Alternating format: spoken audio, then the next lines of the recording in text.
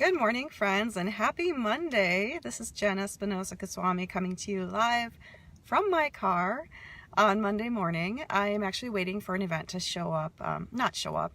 I am doing a happy family tasting today, so I'm just waiting for the event to officially start. So I do have a few minutes, and I wanted to pop on live and talk to you about beating the clock. And what does that really mean when it comes to your health? So I'm going to talk about this in the filter of a recent experience I had. You have already heard or seen by now that I completed my first half marathon, this past weekend. It was 6 months in the making. I have been training since May this year. I've been training since May, and initially my half marathon was supposed to happen in July. Long story short, I got some back issues and some pain, and I had to delay my half marathon. So I signed up for the Hot Cider Hustle, which happened this past Saturday. Very cold and windy, but I finished. And some interesting conversations have come up, not just with my friends, my running friends, my supporters, my coach and everything, and myself, but also within my own head. So I wanted to come on live and talk to you about this because I have a feeling, and I suspect, that you may also have some conversations going on in your head, especially when it comes to your health goals and beating the clock. Or another way to put that is running out of time. Do you feel like you're running out of time? And this is something that might come up, especially as we're heading into the holiday season right now. Once Halloween hits, there's Thanksgiving, there's Christmas, there's usually a bunch of personal family commitments that come up around this time of year. So you might feel like you're running out of time, or like it's not the right time. So let's talk a little bit about beating the clock, again, with the filter I have of the half marathon. But at the end of the day, any health goal we try to pursue is our own personal marathon. So we're going to talk a little bit about that and how these experiences can help you. If you're watching me, please say hi so I can say hi back, because I don't know who's joining me unless you say hi. Feel free to give me some hearts or anything else that you feel fits your mood today and helps me share this message with other people. So I finished my half marathon this weekend, and let's talk a little bit about what my goals were going into it. My coach has worked with me and said you should always have some ABC goals. Basically, an A goal is like a miraculous thing. Like, you don't anticipate it can happen. You have no idea how it can happen, but that would be like the best case scenario. A B goal would be one that you could reasonably expect to achieve, but it's a stretch goal for you. So it might be challenging, but if you push yourself hard and really go the extra mile, you can reach that goal. And a C goal is kind of like your bare minimum. Like, if I do this, then I fulfilled my requirements, or I have achieved what I hope to achieve. So the purpose of having those multi-tiered types of goals is you feel okay with whatever your result is. And typically, when you think about running and doing a race, you think of it in terms of time, right? How long did it take you to finish? How many minutes did it take you per mile? Were you keeping with the pace? Were you doing this? Were you doing that? So a lot of the goals that gravitate around running, which was a big challenge for me, had to do with time and beating the clock. I was very conscious of that throughout my entire training process. And just to throw it out there, I'm a big girl. I'm fit for my size, but I'm still a big girl, and I'm significantly slower than most of the people I was training with in my running club. I'm significantly slower than even people who, decide to sign up for a race at the last minute and run it. So if you're not familiar with pace, the pace I was trending towards or averaging was about 12 to 13 minute miles. So, and that's huge for me because I'm not a runner, I'm not a sprinter. So it was never about speed for me. But I still felt that pressure, right? I still felt the pressure to beat the clock, to reach a certain number. And that became extremely clear this past weekend. So when you run a half marathon, they have some volunteer workers there. They have people who hand you medals and other things at the end of the race. But you need to finish the race within a certain amount of time, or it's closed down. And you just finish on your own, and it's for your own personal satisfaction. But the race will close down. I'm being completely honest and open with you guys, and this is a little embarrassing for me, but the race had officially closed down by the time I crossed the finish line on Saturday. The race had closed down. So I did not beat any clocks, least of all my internal clock. And here's why I'm okay with that. And here's why you can be okay with not beating the clock when it comes to your own personal goals. My A goal was to finish within 3.5 hours for this marathon, which was you know, when the race was closing down. You have to finish this 13.1 miles within 3.5 hours. And given my average pace of 12 to 13 minute miles, I could have reached that goal. It was a stretch goal for me because I don't maintain the same pace as I get higher mileage. And I know that about myself, but I've never gone beyond 9 miles. So I didn't really know mile 10, 11, 12, 13, what I was going to be feeling like and how much physically I was able to put into it.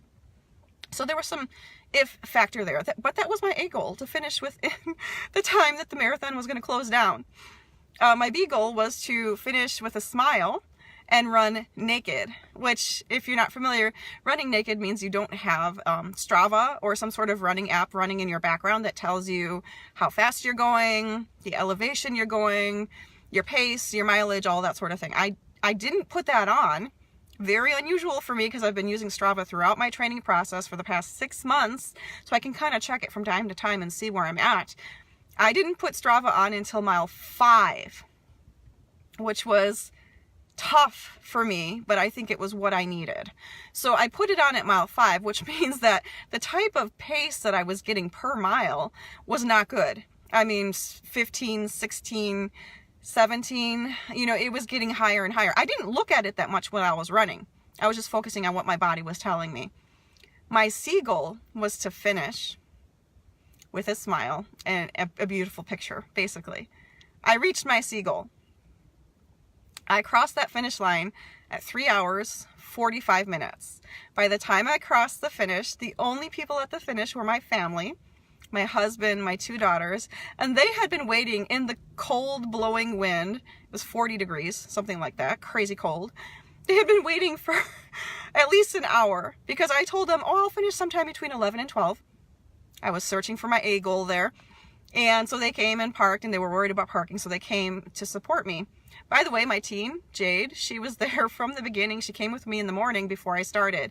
She was there with me at the start, and she was there with me at the finish. But she was sitting out in the cold, and she was sitting there for 4 hours. I mean, pretty much this poor kid was waiting for me that long. So I felt that additional pressure, right? Like, physically, I was the most exhausted I've ever been in my life. My husband was calling and texting me and saying, are you okay? Are you okay? Because they anticipated that I would finish earlier. I myself anticipated I would finish earlier. So there was that additional pressure, right? It wasn't just that, oh my God, I'm not reaching my A goal. I'm not reaching my B goal. I'm not even going to go get my C goal. At one point on mile 10, I was physically drained and I felt a twinge in my ankle. I felt some cramping in my right leg, and I'm like, I can't run anymore. I can't even do that slow jogging that I typically do. I have to walk. And it was a big letdown for me. My feet were hurting. I was tired. There was no one around me. It was freezing cold. The sweat that I had gathered to this point was starting to dry in the cold blowing wind. It was the most challenging thing I've ever done, and I had to walk. I was not going to injure myself to beat the clock. That's lesson number 1. You should always, always default to what your body is telling you rather than what a clock is telling you. The clock doesn't really care what's going on with you. The clock is just the clock. It's just information. It's just data. And I could have chosen to push myself at mile 10, mile 11, but I could have become injured too.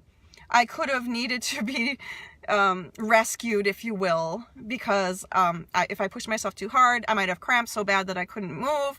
I might have hurt myself. I might have injured myself. I have a history of back things. I have a history of heel pain. It could have gotten to the extent that if I pushed myself to beat the clock, I wouldn't have been able to cross that finish line. So I gave into the wisdom of what I needed in that moment, knowing that I had to finish with this within a certain amount of time, and knowing that my family was waiting for me there at the finish line. I still knew that my body was giving me some clues and signals that, girl, you are tired and you need to stop and walk. I walked for 2 miles. I'm not really proud of that. I'm proud of the fact that I didn't injure myself in order to beat the clock. But I walked for 2 miles by myself, cold and blowing. I was freezing cold. My heels hurt really bad. I have potentially what's the beginning of plantar fasciitis, which means basically that the back of your heel hurts really bad when you step on it. So I was limp walking for about 2 miles. The poor photographer, I passed him. I think I was definitely the last one by this point, because, you know, it was almost noon. It was probably getting close to afternoon, and the race was shutting down at noon. So I had probably already passed that point. I was walking. This poor photographer was waiting to take my photo. And finally was able to pack up. I had my last water stop around, I think it was mile 11 and a half or so. He gave me 2 things of water. It was great. I was like, okay, I can do this. Kept walking. I started getting text messages from my husband. Are you okay? Are you okay? Do you need us to come help you? At that point, I was determined. I'm like, I'm going to finish on my own 2 feet regardless of what happens. That was my goal. That was my C goal. At least I'm going to make my C goal. And I did cross the finish line. And I don't have any injuries, and I'm able to walk. And yesterday I took my family roller skating, so I'm still physically capable after finishing the half marathon. Now, the interesting thing is, you know, I have had a lot of people checking in with me, because I haven't been shy about the fact that I did a half marathon. So people have been checking in with me. Oh, did you finish? That's the first question people always ask. Did you finish? Heck yeah, I finished. If I signed up for it, I'm going to finish. And that's what I encourage all of my clients to do. I don't care what your numbers look like. Well, I do. I want you to be successful, and I want you to reach your goals. But your numbers don't necessarily matter. What matters is if you finished strong. I finished strong. Like, I walked until about, you know, the 13-mile mark, and then I'm like, I'm going to hustle this. So I started doing a slow jog. That's as much as I physically could manage at that time. But I'm like, I'm going to cross strong, and I'm going to do this, and I did. And that's how I show up 100% in everything I do. Everything. Everything I do, I will finish strong. And that's my dedication to myself. It wasn't because I wanted a certain time. I hadn't even looked at my clock at that time. I'm like, my family's waiting for me. I need my medal. My medal's waiting for me. My caramel apple is waiting for me. This is a hot cider hustle. I'm gonna hustle to the end. And I did. Even though I knew that there was no one there. That was just me. And that I hadn't beaten anyone's goals for whatever they wanted, but I reached my C goal, and that's what's important. It wasn't about getting a certain time by that point, because physically, I just wasn't there. I thought I was a fit enough person, and I wasn't. And it's really interesting, because so the first thing people ask is, did you finish? Yes, I finished. Of course I was going to finish. That was my C goal. That was the minimum of what I was going to accomplish, and I did. Because that's my commitment to myself. So when you think about yourself and your health goals, do you tend to rely upon external sources such as the clock, the calendar, the time, your age? I mean, there are lots of different numbers you can rely upon in terms of measuring your success. It could be your weight. It could be your age. It could be the time of year. It could be a timeline for when you want to reach your goal. There are lots of numbers you can use to measure your success. And you may feel the pressure to beat those numbers, no matter what those numbers are.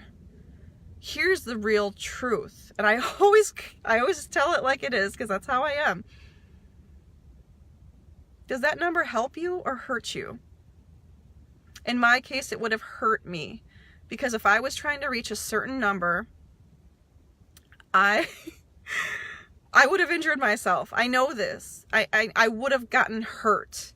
I may not have been able to walk on my own 2 feet to the car. By the way, that was its own achievement. Because after I crossed the finish line, I still had to walk to where my car was parked, and that was its own achievement. I was so physically drained, I didn't think I could do it, but I did. So the interesting thing is, if you set your external success dependent upon some sort of number, you may be disappointed. It may hurt your progress. It may hurt celebrating your progress. I am completely proud that I finished my first and probably only half marathon. I am still a little bit embarrassed that I didn't reach a certain number in terms of what time I finished in. 3 hours and 45 minutes is not a good time for a half marathon, and I understand this. So if I had been beating myself up about how long it took me to do it, then I would feel completely disappointed in myself. I'd be beating myself up. I'm not beating myself up. I'm still a little embarrassed, but I'm not beating myself up.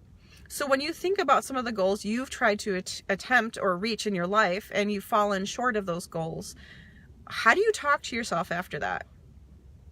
What is the feeling that comes up for you? And is that helping you or hurting you? And then finally, so people are saying, oh, you finished? Okay, you finished. Good. That's great. That's all that matters. But then the second question always comes up, oh, what time did you finish by? And some people, not everyone asks that. Once they've figured out that you finished, they're like, okay, good. And they may or may not assume what that means for you. But some people are like, oh, were you happy with it? Or what time did you finish by? Or whatever. I haven't told many people when I finished. The pictures that my husband took don't include the clock. And I've told my run coach because she's the one who's been training me throughout this process. And I'm very appreciative of what she's helped me with. But I'm not going to go shouting out to everyone other than you guys watching this video how long it took me to finish. Because, you know, I can be the most positive person, but I also can have certain goals for myself. And if I don't reach them, I'm going to feel a certain way about that. I'm not going to beat myself up, but I'm going to at least acknowledge that I feel a certain way about that. So that's another thing I'd like for you to sit into is when you feel a certain way about not reaching your goals, I want you to feel into that and understand that it's okay. Wherever you are today is okay. Whatever you've tried to achieve in your life was important to you and will continue to be important to you. So don't give up on yourself. Understand that it will still continue to be important to you, but there are some other measurements of success than beating a clock or reaching a certain arbitrary target. Now I have an invitation for you. So these are some insights I've had from beating the clock, or not beating the clock in my case. And I want to hear from you. Give me an example of when you've tried to beat the clock and it hasn't worked out for you, or tried to beat the calendar, or tried to beat the numbers, or massage the numbers, whatever you want to call it. You know, there's a lot of ways we can deal with numbers in our lives. I want to hear about your experiences. And then I invite you to consider a different way. I have a group health coaching program called Let It Go. We start our next round on November 6th. Now, every week you get a training and accountability call. You get all the resources you need to meal plan easily without counting anything, to set a fitness plan that works for you, either in or outside of the gym. It doesn't really matter. You can be fit anywhere you are. I haven't belonged to a gym for a while. And we talk about the mindset, like how do you talk to yourself? How do you treat your goals or lack of achieving your goals? How do you treat yourself when it comes to dieting and your experiences with trying to lose weight? How do you talk to others about your goals and what you want to accomplish? Those things are all important because they lead to your success or lack of. And that is what you get in Let It Go Health Coaching. I would love to talk to you about what this opportunity is and how it can help you get to the next level of you without the pressure of beating the clock or beating the numbers, or without feeling like you're failing, because there is no failure in health. That was another video I did, by the way. And I'm going to pop the details for the program down below because it's important and I want to share it with you. And I'd love to support you on the next level of whatever version of you're trying to achieve. If you're interested in this program, check out the link, comment below. If this video has been helpful for you or motivational, then please click share on this. You can share from my page to your personal timeline or anywhere you feel comfortable sharing it. I really appreciate all of you. I appreciate you for tuning in. Say hi if you're on the replay so I can say hi back. This is Jenn Espinosa-Goswami talking to you about beating the clock and offering a different solution that involves Let It Go group health coaching. Connect with me for a phone call if you're curious, but you're not sure if this is the right thing for you. I'd love to have that conversation with you. I'm low pressure. I'm not going to push you into anything. I don't push myself into anything. I'm certainly not going to push you into anything. So connect with me if you have questions. I'd be happy to answer your questions.